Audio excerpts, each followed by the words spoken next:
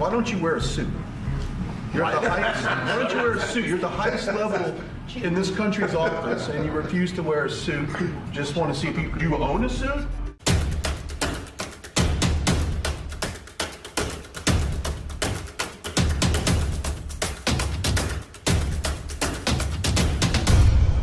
За сайн байцгаана уу Золбот TV-ийн та бүхэндээ энэ өдрийн мэндийг хүргье.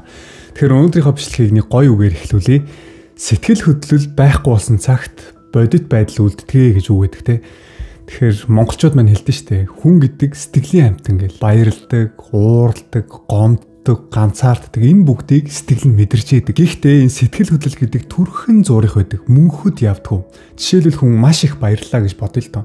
Тэр нэг цаг за хэдэн өдөр эсвэл нэг хэдэн сар л үргэлжилнэ. За хүний уур хүрээд уураа гаргалаа гэж бодъё. Тэр нь бас хэдэн цаг хэдэн өдөр за өсрээд нэг хэдэн сар л явна шүү дээ. Тэр энэ баярлж байгаа, ууралж байгаа сэтгэл хөдлөл гэдэг байхгүй болох нь тодорхой шүү дээ. Тэр үед цаана нь бидрийг яг бодит амьдрал, бодит нөхцөл байдал хүлээж идэг. Тэгэхээр юу хэлэх гээд нэ гэхэлэр сэтгэл хөдлөл ихтэй байгаа үедээ ямарваа нэгэн шийдвэр гаргах юм бол бодит байдал дээр ирээд харамсах тохиолдол зөндөө байдаг хөхгүй. Тэр яг энэ сэтгэл хөдлсөн үедээ, ууралсан үедээ, баярлсан үедээ, бухимдсан үедээ, гомдсон үедээ ямарваа нэгэн үйлдэл гарахгүй ард нь намайг ямар бодит байдал хүлээж байгаа вэ гэдгийг урьдчилаад харж чаддаг хүн бол хамгийн ухаантай хүн.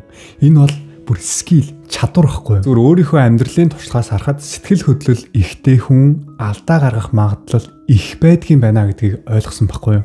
За ялангуяа улс төрчид улсыг удирдаад аваад явж байгаа толгойлогч хүн гэдэг сэтгэл хөдлөлөөр альва асуудалд яагаад ч хандаж болохгүй. Улс оронд нь тулгараад байгаа асуудал яг өмнө нь харагдаж байгаа бодит байдлыг харахгүйгээр сэтгэл хөдлөлөөрөө хандсан тохиолдолд ямар нөхцөл байдалд ордгийг бид нэр Трамп, Зеленскигийн уулзалтаас харлаа шүү дээ. Тэгэхээр өнөөдөр бүгдээрээ энэ асуудлыг ямар ч сэтгэл хөдлөл оруулахгүйгээр яг бодит байдлыг харъя. Бодит байдал. Бид нар улс хоорондын дипломат харилцаа гэж ярьдэн шүү дээ. Энэ дипломат харилцаа гэдэг зүгээр амархан ойлгох юм бол хоёр улсын төлөөлөгч хоорондоо карт бариад уулзж ийн гэд ойлгочиход болно. Чамд ямар карт байгаа? Надад ийм карт байна. Карт баг эзэмшиж байгаа тал нь буулт хийгээд орхоос өөр арга байхгүй. Бодит байдал нь угаасаа надад карт байхгүй байгаа юм чи яах юм бэ? Энэ яг жоохон муухай сонсогдож магадгүй. Гэхдээ яг бодит үнэн шүү. Энэ дипломат харилцаа гэж нэг сүртэй нэр өгсөн болохоос ш ядуу орнууд баян оронд очиж гуйлах гойдог байхгүй юу? Надад ингэж туслаач, надад тэр мөнгөөр туслаач. Манай улс ийм асуудалтай байна. Манай улсад мөнгө зээлээч, доллар зээлээч. Нөгөө баян орн нь яах вэ? Окей, би мөнгө зээлээ. Чиний хүсэж байгаа мөнгийг өгье. Чи надад юу өгөх юм бэ? Танаа улс надад юу өгөх юм? 2 сарын 28-нд Ашигт Малтмлын гэрээнд гарын үсэг зурхаар Украины ерөнхийлөгч Зеленск, Америкийн ерөнхийлөгч Трамптай уулзахаар цагаан ордонд очсон байгаа. Тэр нь уулзалт болсон өдөр Трамп Зеленскитэй уулзсан цагаас ахуулаад гар барьсан цагаас ахуулаад сэтгэл зүгээр нь тоглож эхэлж байгаа байхгүй юу? Хувцсанд нь point өгч эхэлсэн шүү дээ. Өө чи өнөөдөр ямар гоё хувцалсан юм. Дажгүй хувцалсан байх шүү гэж гар барил те. Тэрийгэ дахиж давтаж хэлээл.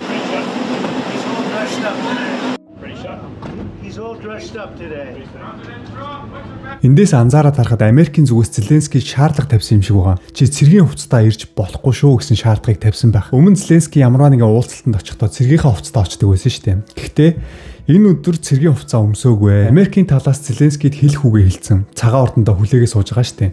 За Зеленский ямар ч нэг костюмтай ирээ те. Дайныг зогсоох тал дээр тусалцаа үзүүлээд арга хэмжээ авч яагаад баярлаа гэд гарын үсгээ зураад сайхан хоол унд идчихэд тэгээ буцах юм болов гэсэн өөрсдийнх нь төсөөснөр болоогүй. Тэгсэн нэг сурвалжлагч Зеленскийгаас шууд асууж байгаа шүү те. Та яагаад костюм өмсч ирээгүй юм бэ? За дараагийнх нь асуулт бол бүр амир. Танд костюм байдгүй мүү гэж асууж байгаа байхгүй юу? Why don't you wear a suit? Why don't you wear a suit? You're the highest level in this country's office, and you refuse to wear a suit. Just want to see if you do own a suit. Энэ нь бол зүгээр л аимшигтай доромжлол. Чи ямар зүгээр нэг гадаа таньж мэдхгүй хүмүүс хоорондоо уулзаад бие бинийгаа шүүмжилж байгаа шүү дээ. Бүхэл бүтэн улсын ерөнхийлөгч ирсэн байхад яагаад костюм өмсөөг юм бэ? Танд костюм байдгүй мүү гэж зүгээр нэг сурвалжлагч нь шүүмжилж байгаа байхгүй. Гэсэн Зеленский эргүүлээд хариулсан. Яасан? Би костюм өмсч ирээгүй. Энэ ямарваа нэгэн асуудал байгаа мүү гэсэн сурвалжлагч өгдөг вэ гэхлээр манай улс хууль дүрмтэй ерөнхийлөгчийн өрөөнд орж ирж уулзж байгаа бол хувцлалтын дүрм гэж байгаа. Та энийг биелүүлэхгүй байх гэж эргэн тойронд нь байсан хүмүүс инээлдэлтэй. Ер нь бол үүсгэхэд тийм эвгүй мэдрэмж авсан. шууд тэр үнийг амар доош ойж доромжилж байгаа байхгүй юу. Тэгсэн Зеленский эргүүлээд хариулсан.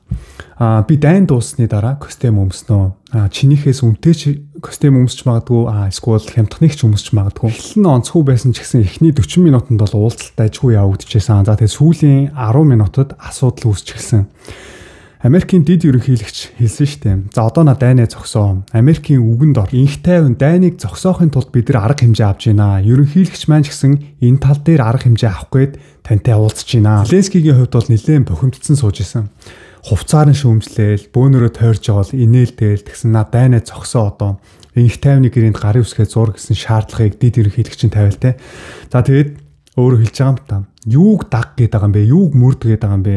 Энэ хилцээрийг зөрчсөн хүн нь Путин өөрөө. Манай улсын маш их олон ард иргэдийг алсан. Олзлогдсон хүмүүсийг ч сул тавьж явуулаагүй. Гэрээ хилцээрийг зөрчсөн хүн Путин өөрөө байгаад тахт юун хилцээр яриад байгаа юм бэ? Эндээс асуудал үүсчихсэн. Дид ерөнхийлөгч нь эргүүлээд хэлсэн шүү дээ. Бид нар дайныг дуусгахын тулд, дайныг зогсоохын тулд дипломат харилцаа ярих гэж энд цугласан. Та энэ асуудлыг шийдэх гэж ирсэн юм уу, хэрүүлэх гэж ирсэн юм уу? Америкт энэ олон сурвалжлагчид байхад энэ асуудлын талаар ингээ маргалдаа сууж ийн гэдэг та маш их бүдүүлэг байна. Та энэ Трамп ерөнхийлөгчд баярлаа гэж хэлсэн юм уу? Энэ үед Зеленский бүр сэтгэл хөдлөө барьж чадахгүй хэмжээнд уурлсан. Юу гэж хэлсэн бэ гэхээр та нар ч гэсэн хизээ нэгэн цагт энэ дайн гэдэг зүйлийг мэдрэх болноо.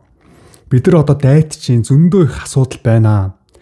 Та нар яг хуу далайн эргийн нөгөө талд байгаа болохоор энэ дайн гэдэг зүйлийг мэдрэхгүй байх шиг байна. Эндээ бол Трамп энэ хоёр хүний ярианд оролцоогүй, хажууд нь чимээгүй хоёр тишээ хараад чагнаад сууж исэн. Тэгсэн хизээ нэгэн цагт ирээдүйд та нар энэ дайн гэдэг зүйлийг мэдэрнэ.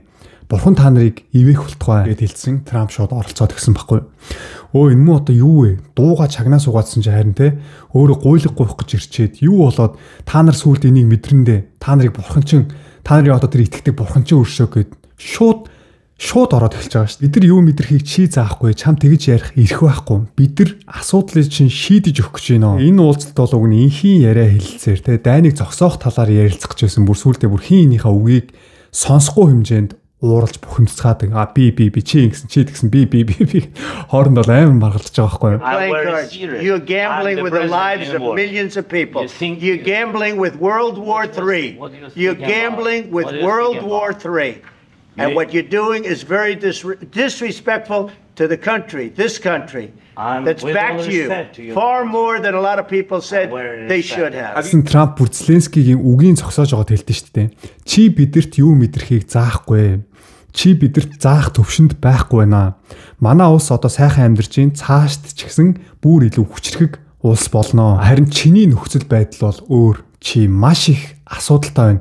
Чамд ямар ч карт алга. Харин чи бидэртэй хамт байх юм бол карттай болно. Чамаас олж маш олон хүний ам үргэцсэн. Чи дэлхийн 3 дугаар дайныг өдөөх гээд байна гэдгээ мэдэж гин үү? Чи дайнд ялагдж байгаа дайнд ялах боломж чамд байхгүй. Харин бидний ач тусаар дайныг зогсоох гэж байхад бидэрт харин баярлаа гэж хэлэх ёстой юм биш үү? Тэгсэн хажууд нь сонсоо сууж байсан дэд ерөнхийлөгч чинь дахиад оролцоод эхэлж байгаа.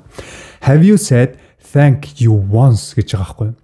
Чи нэг удаа манай ерөнхийлөгчд баярлаа гэж хэлж үзсэн юм уу? Чи нэг удаа манай улсад баярлаа гэж хэлсэн юм уу? Энэ уулзалт бол байхгүй. Танаа улсыг аврах гэж байгаа Америк Трамп ерөнхийлөгчд баярлаа гэж хэл шууд шаардлага тавиад эхэлж байгаа байхгүй. Зеленский маргалдаж байхдаа энэ уура бухимдлаа барьж чадахгүй амнаасаа хараал урсгасан гэсэн бичлэг энэ тэнд яваад байгаа шүү дээ. Та бүхэн үзсэн байх нь Оросоор хараал хэлж байгаа тийм. Энэ уулзалтыг яг хажуунаас нь сонсч байсан Украины элчин сайд сүлдээ бүр ингээд толгоогоо доошо гудаалгацсан. Яана энэ юу болоод наа гэвэр тийм нэг эвгүй байдалтай сууж байгаа шүү дээ. Эцэст нь Зеленский цагаан ордныг орхиж явсан. Уг нь бол хилцээрээ дуусаад гарын үсгээ зураад хамт хоол идээд тэгээд сурвалжлагчдад ярилцлага өгөөд ингээд буцах хэрэгтэй байсан бол шууд Европ руу ниссэн байгаа. Энэ уулзалтын дараа Оросоос ч гэсэн өөрсдийнхөө байр суурийг илэрхийлсэн. Дайн эхэлсэн цагаас хойш манай улс ганцаарцсан, ганцаараа байлцсан гэж яаж хэлж чадчихэна. Зеленскийн уулзалтаараа хэлсэн шүү дээ. Дайн эхэлсэн цагаас хойш манай улс ганцаарцсан, бид нар ганцаараа байсан гэсэн хажуунаас нь Трамп шууд хэлдэг шүү дээ. Юу яриад байгаа юм бэ? Та нар хэрвээ бид нар байгааг бол та нар 2-7 хоногийн дотор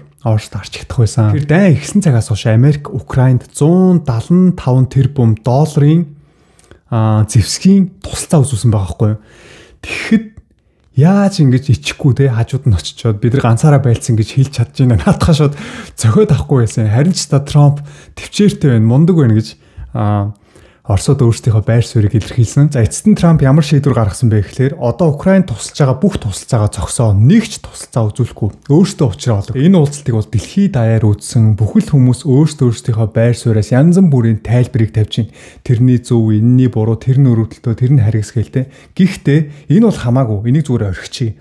Яг бодит байдал дээр ирээд бүгдээрээ хараад үзье л та. Энэ уулзалт босны дараа хэн хожоод үлдэж чинь, хэн хожигдож чинь, хэнийх нь нэр төр сэргэж чинь, хэнийх нь нэр хүнд унж чинь. Аль нь асуудлыг шийдвэрлэхэд илүү хүндрэлтэй болсон байна. Аль нь асуудлыг илүү амархан хялбар шийдэж чадхаар болов. Өнөөдөр Зеленский 100% буулт хийж шít. Цагаан ордонд болсон хэрэгт би харамсаж байна. Бид нар хийсэн үйлдэлтэй харамсаж байна. Тэгээд ашигт малтамлын гэрээнд гарын үсэг зурхад бэлэн байна. Нэр хугарахаар ясуур гэж үгээд штэ. Нэгэнт л өөрийнхөө ийм нөхцөл байр суурьнд байна гэдгийг мэдсээр байж тэнд очиж өөрийгөө бүр ингэж эвгүй байдалд оруулах хэрэггүй л байсан байхгүй. Трамп бүр хэлж байгаа үст те. Чамд карт байгаа мó? Аль карта үзүүлээд чамд бидэрт гаргаад үзүүлчих юм байгаа мó? Юу ч байхгүй хоосон ирчээд ягаад өөдөөс том дуурайд байгаа юм бэ? Тэгэхээр сэтгэл хөдлөл ихтэй хүн уус төрийг удирдах авч явна гэдэг ямар аюултай байдгийм бэ гэдгийг бид нар хоёр нүдэрээ хараа сууж штэ. Уулзалттай холбоотой Солонгосын мэдээний доор Солонгос хүмүүсийн бичсэн сэтгэлдлийг нь би уншиж байгаа байхгүй юу. Тэгээд дийлэнх нь за манай улс болгоомжтой байхгүй бол яг энэний араас орно шүү. Солонгосын ард иргэдээ бид нар өөрсдөө хэрсүү хүчтэй ухаантай л байхгүй бол улс орн нь ядуу буурах юм бол зүгээр энэ баян улсуудын доог давхуу доромжлол болоод явж байх юм биш үү. Бид нар өөрсдөө анхаарах хэрэгтэй. Бид нар өөрсдөө хөгжих хэрэгтэй. Солонгосчуудаа чонгшин чариж эндээс сурах юм зөндөө биш үү гэсэн сэтгэл дийлэнх нь байгаа байхгүй юу. Тэгсэн манай монголчуудыг харахаар зүгээр хоёр тал болоо зүгээр хоорондоо алцаад байгаа байхгүй. Нэг хүн Facebook дээр Зеленский буруу үйлдэл хийлээ, жоохон түрэгдлээ гэд бичсэн. Доор нь монголчууд юу яриад байгаа юм бэ? Улс орноо булаалгаад амар их олон хүний наалж шидаад Оросоос газрыг нь эзлээд ороод ирсэн. Америкээс ашигт малтамлаа өгөөддөг. Яаж улсын ерөнхийлөгч угаасаа зүгээр байх юм бэ? Харин ч та Зеленский эр хүн шиг байлаа. Тэр өдөр уулзалтын үеэр эр хүн шиг харагдсан байж болно те. Өөдөөс нь тайлбар тавиал, маргалдаал тэгэл гарын үсэг зурхгүй цагаан ордноос гарч ирэл.